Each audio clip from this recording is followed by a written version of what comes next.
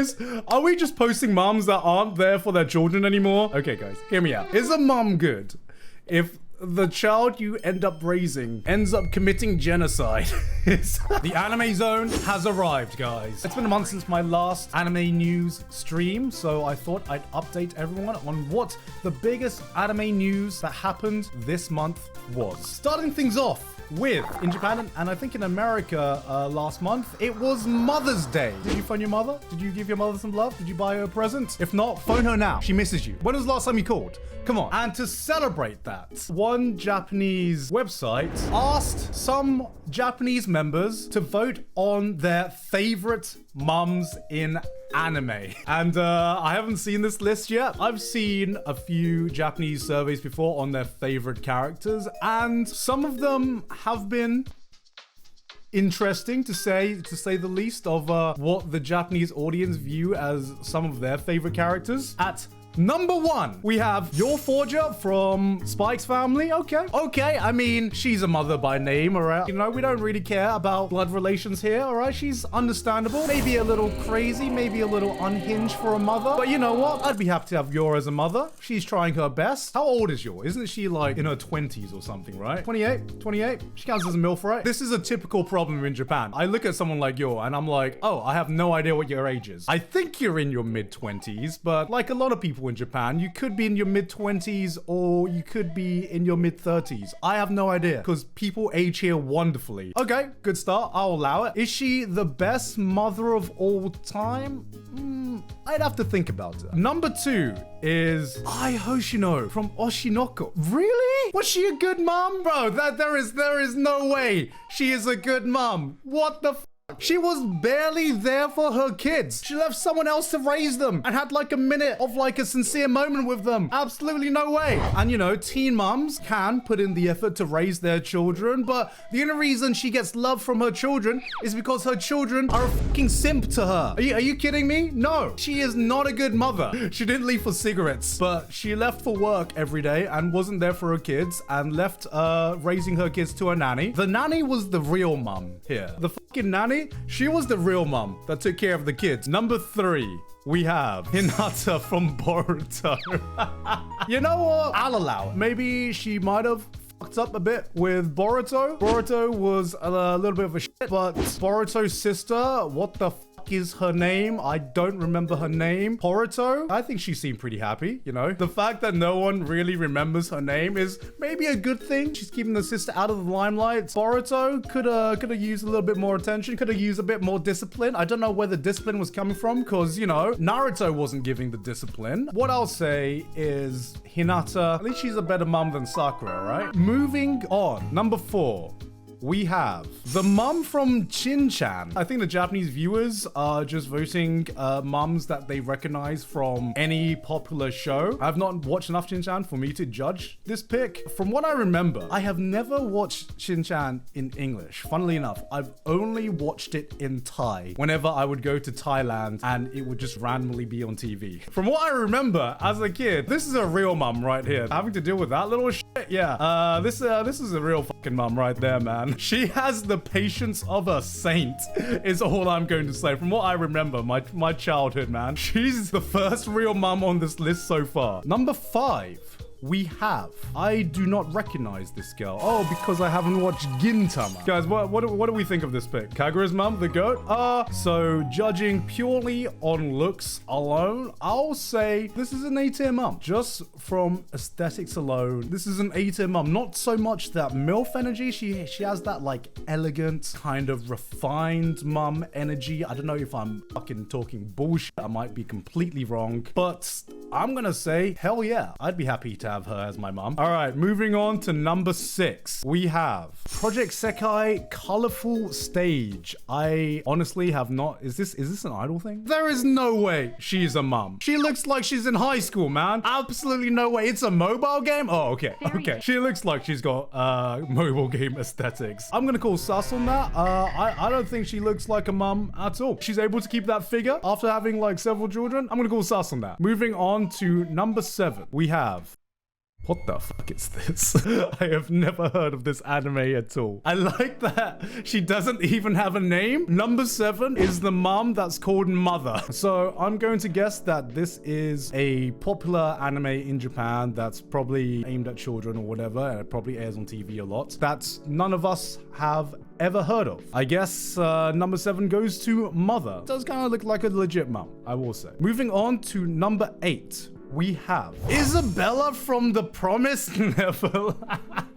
Guys, you know what screams good mom? A mom that's raising you to feed you to the wolves. What a great mom, guys. I would love my mom to raise me like she's raising livestock, guys. I mean, she's a hot mom. I don't know if I'd want to have her as my mom, is all I'm saying. Isabella from Promised Neverland, I'm gonna call no on this one. Can she be a good mom? Sure. In the context of the own show, is she a good mom for raising the children to be eaten? I don't know if that counts as a good mom or not, guys. Moving on to number 8, we have the Detective Conan mom, Yukiko. I'll fucking allow it again. Going back to my nostalgia, Yukiko is one of those anime moms that you watched as a kid and you're like, damn. Alright. I would not be surprised if she awoken a lot of feelings in a lot of boys because she's cool, she's elegant, and yeah, she's dripped out. And as a mature man now, I'm like, okay, she's kind of got that elegant MILF energy. I'm not gonna lie. At number 10, we have Carla Yeager from Attack on Titan. Guys, are we just posting moms that aren't there for their children anymore? What's up with this list, guys? What's up with this list? Okay, guys, hear me out. Is a mom good if the child you end up raising ends up committing genocide?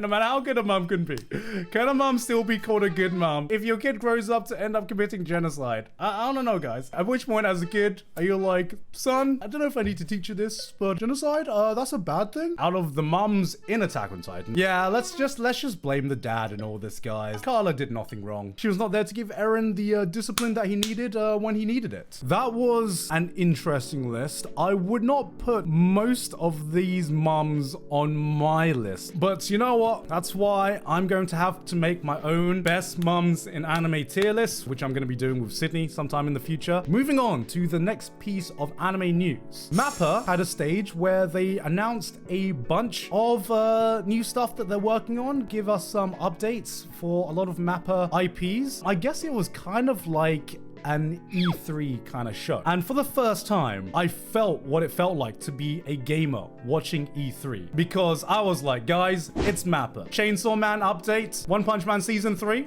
I'm waiting for it. Let's just say that One Punch Man fans, they are still hungry. And I am hungry as a One Punch Man fan. We had no announcement about One Punch Man, even though a lot of people were speculating whether there was going to be a One Punch Man Season 3 announcement. We did not have a One Punch Man Season 3 announcement. One Punch Man fans are starving right now. We also did not get any updates about Chainsaw Man, but I did find something interesting. I'm not sure if this was on the MAPPA stage announcement. I don't think it was. The MAPPA CEO commented about the financial success of Chainsaw Man, and he did confirm that it was a financial success, but they were still disappointed. Now, how can something be a financial success but still be disappointing? Well, it's because it didn't perform as well as Jujutsu Kaisen. You get this W, Jujutsu Kaisen fans. Oh, I can't wait for the salt. So confirm, Jujutsu Kaisen better than Chainsaw Man? The CEO of MAPPA has confirmed it himself. No, it did not perform as well as Jujutsu Kaisen, and I can kind of understand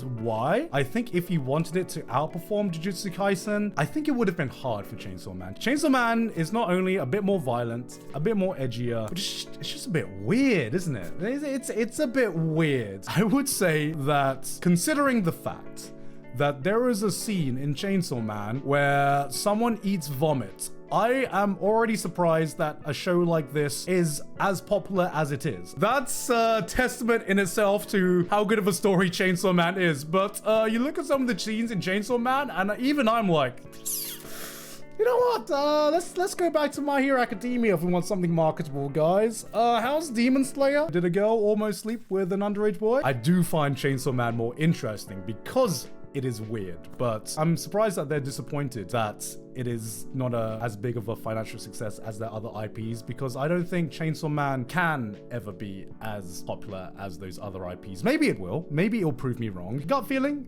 Just a bit too weird. Also, Jujutsu Kaisen had 24 episodes and Chainsaw Man had 12 episodes. So I'm gonna call bullshit on that, because 12 episodes was nowhere near enough for me to get invested into, or like to really see the type of story that Chainsaw Man is about. 24 was barely enough for me to get invested in the world of Jujutsu Kaisen. And I think both series are nowhere near their peaks, but Jujutsu Kaisen just had more screen time, more airtime, and more of a chance to show and build up a fan base. Give Chainsaw Man what it deserves, give it another season, and don't just give us 12 episodes, give us a full 24 episodes. I know I'm being greedy, Mapper, but I am a greedy anime fan. Chainsaw Man slapped, and I want more Chainsaw Man. Speaking of Jujutsu Kaisen, we did get another season 2 trailer from the Mappa stage. I have not watched this yet, guys. I am hyped for Jujutsu Kaisen. Let's see what this is all about. I read the manga. Who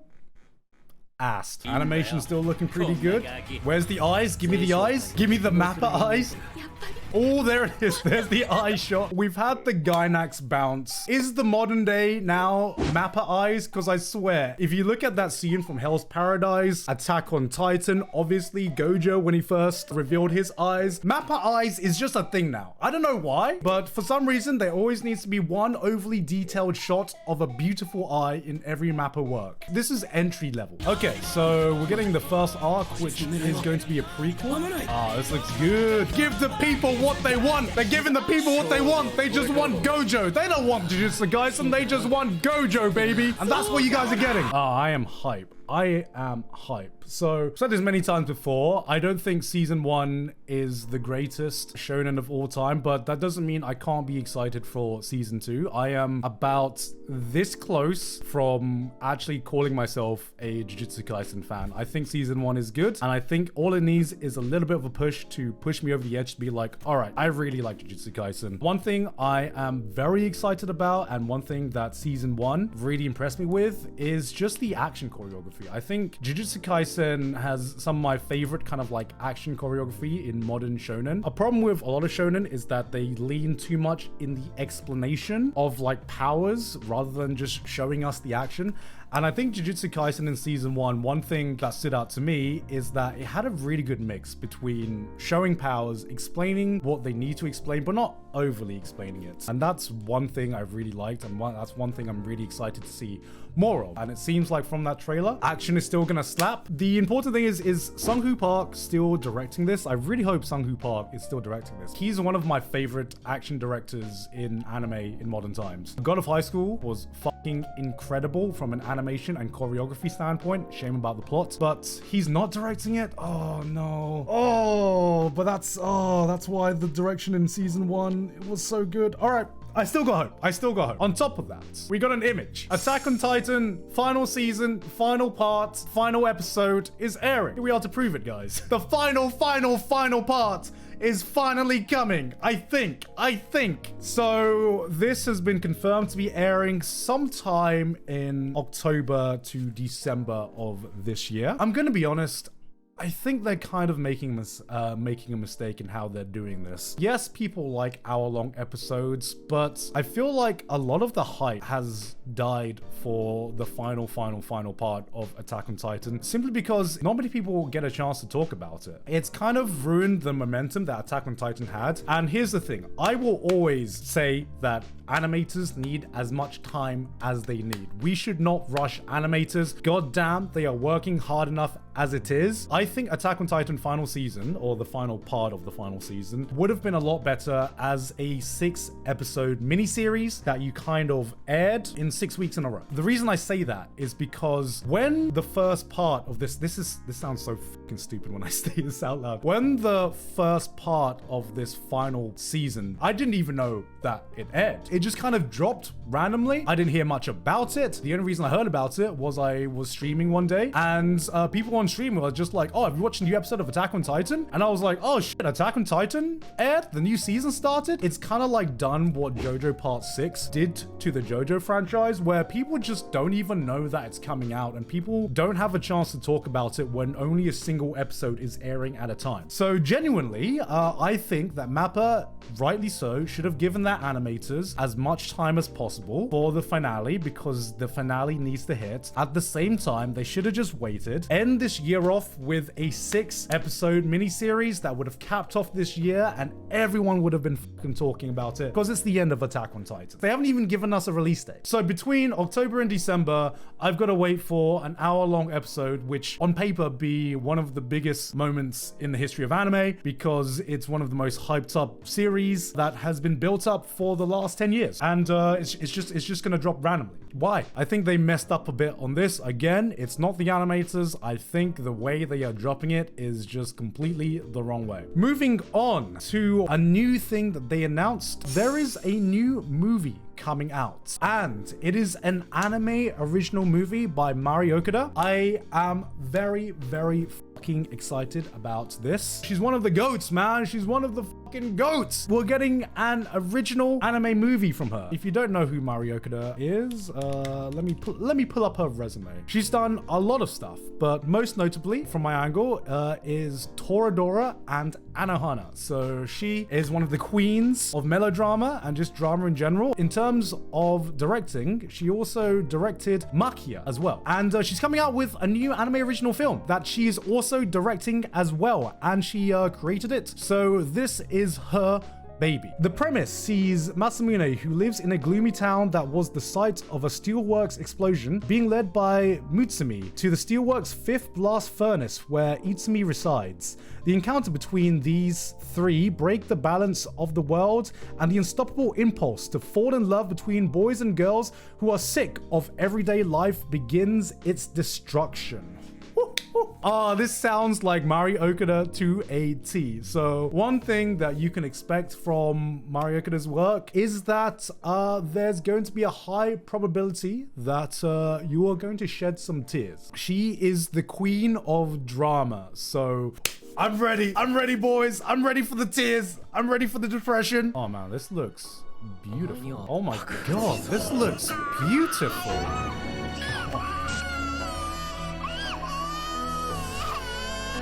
Oh, I'm gonna cry. That was just 30 seconds. Damn, this is almost Makoto Shinkai levels of aesthetics, man. Damn, this is clean. That was foreshadowing there. She's telling you to be prepared for the feels train, guys. Be prepared, because it is coming through and it is going to destroy all of us. It's the Star Rail prologue. God damn, this is clean. I love the backgrounds of this, man. What was that? What was that? That was not what I was expecting. Classic Japan degeneracy, even in something this beautiful. This looks like possibly the most beautiful thing, well, the most beautiful thing she's produced. Damn, this is Studio MAPPA? I knew MAPPA were good. I didn't realize they were this good. I didn't realize they were this good. This is nuts. Holy shit.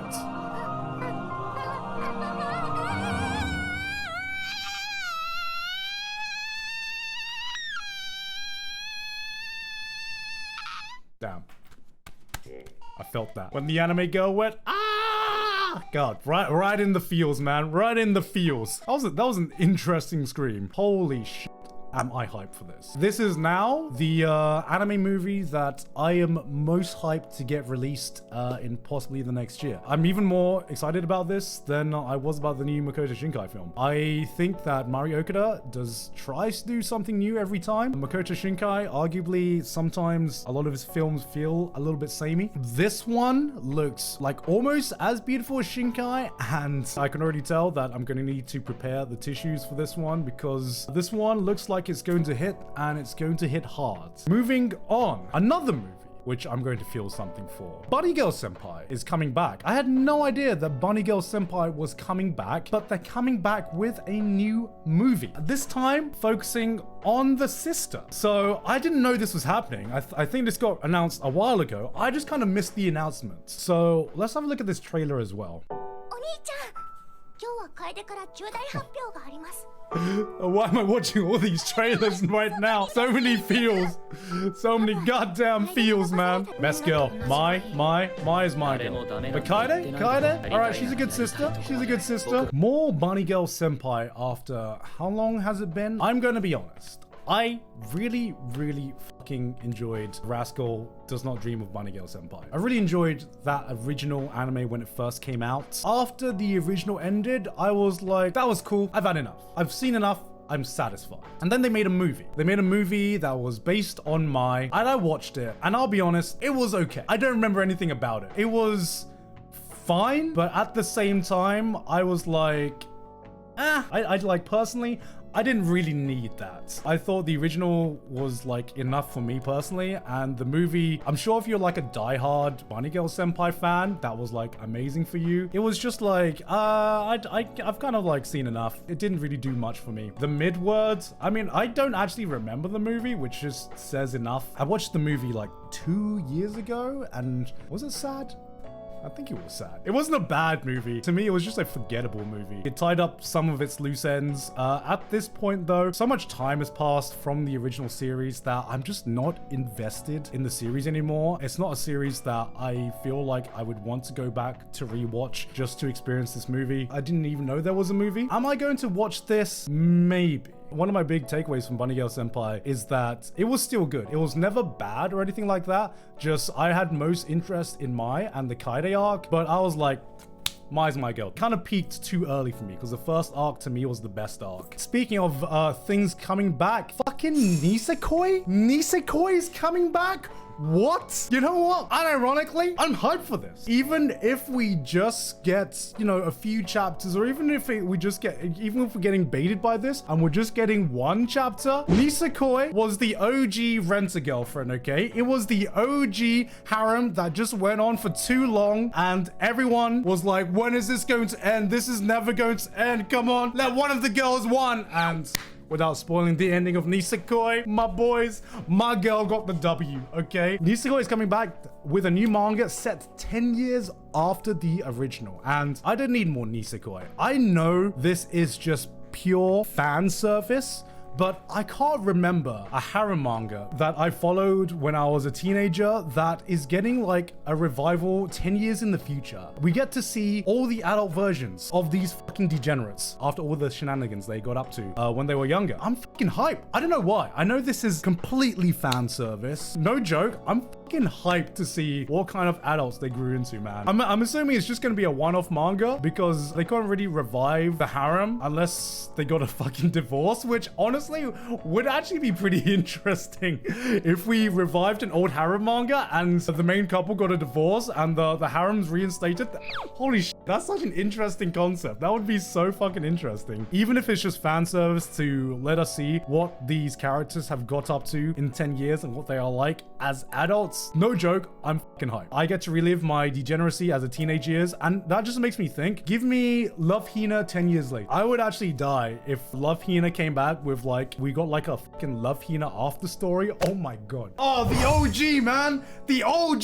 Speaking of new spin-off manga, Bocce The Rock is getting a new spin-off manga with the best character from Bocce, Kikiri, the alcoholic bass player. Was she a bass player or guitar player? I can't remember. This is not going to be a manga for introverts. She is the opposite of introverts, but give me more of her, man. Give me more of her. I was fucking hyped. I'm going to be reading this because she is by far my favorite character from Bocce The Rock. She just seems like such a cool gal, and I was like, you know what? I think I've said this before in the past. I was like, I would watch a spin-off with just the alcoholic bass player, and you know what? The gods listened. Bocce, she just like me for real. Oh, she's an introvert. Oh, she has social anxiety. You know, fuck that. I'm an introvert, and I would choose to drink with her. The Virgin Bocce versus the Chad Kikiri. I would be hyped for Bocce The Rock Season 2 as well, because I genuinely enjoyed Bocce The Rock Season 1. But I'm also hyped for a Kikiri spin-off, just to see what kind of antics she gets up to. Moving on, Medalist manga has been announced to have an anime adaptation, and I am sad that this is getting an anime adaptation. I am sad. Do you know why I'm sad? Because I wanted to make a video on Medalist, and I am sad that I don't get to make a video on this before an anime announcement gets announced, so I could like flex to be like, ha, I knew it was gonna get an anime. That was me. This is honestly one of my favorite manga that got published last year. It is an absolutely incredible story. It is definitely the best story around ice skating I've seen. One thing I find incredible about Medalist is that it has some of the best portrayal of raising children I've ever seen, like, in my life. Sometimes you see children in anime and manga, and they are like anime children. You know what I mean? Either they talk like a 50-year-old poet, or they are just the perfect child which has no faults and are just there as like a moe blob kind of thing. The children in Medalist actually feel like children. They think like children, they act like children, they can be sometimes spoilt, sometimes they can be bratty. Some children are way smarter than what you give them credit for. But at the end of the day, it's about being a good role model for your child. I think that's why this story hits so hard, because it shows you what happens if a child finds the role model that they need to push them to be like the best person that they can be. And it's such a good way of portraying that. One of my favorite things, this is like a light spoiler, it's not a heavy spoiler, but a lot of the times you see a story arc with like an oppressive, overprotective mom in so many fucking stories, and the mom is always portrayed